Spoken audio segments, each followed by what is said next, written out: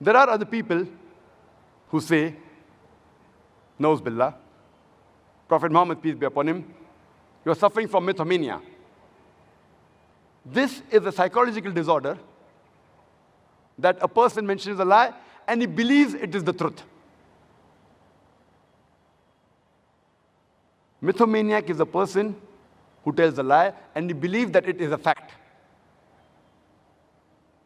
And a psychologist, he treats the person by giving him more facts. Suppose the person says that I am a king. The psychiatrist will not say that you are crazy. The psychiatrist will say, you are a king? Where is the queen? So the mythomaniac will say, the queen has gone to her mother's place. Where is the minister? The minister has died. Where are your guards? The more you keep on posing facts, then he says, I think I'm not the king.